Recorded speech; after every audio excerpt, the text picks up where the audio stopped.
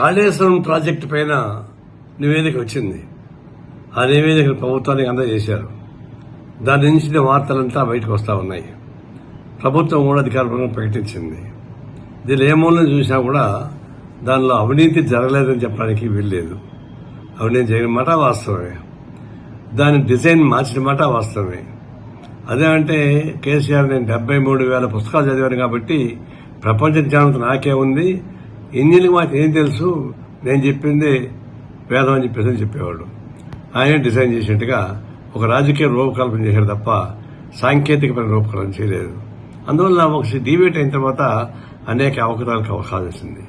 తర్వాత దానిలో పనిచేసిన ఇంజనీర్లు, మామూలు ఉద్యోగస్తులు, వాళ్ళందరూ కూడా కట్టకట్టలుగా వేల రూపాయలు, లక్షల రూపాయలు దొరికాయి, కోట్ల రూపాయలు దొరికాయి. అంటే దానిలో పనిచేసిన కింద వాళ్ళకే నీ కోట్ల రూపాయలు దొరికితే మరి దాన్ని రూపకల్పన చేసిన వాడికి ఇంకెంత ఉంటుంది. కాబట్టి అవినీతి జరిగిన మాట వాస్తవమే. అందుకే ఎట్లా ఆలోచించినా కూడా కేసీఆర్ నైతిక బాధ్యత వహించాల్సిందే. ఆయన నైతిక బాధ్యత తప్పించుకోవడానికి వీల్లేదు. అందుకే మేము కేంద్ర ప్రభుత్వాన్ని డిమాండ్ చేస్తున్నాం, సిబిఐ ఎంక్వైరీ చేసి తగిన యాక్షన్ తీసుకోవాలి.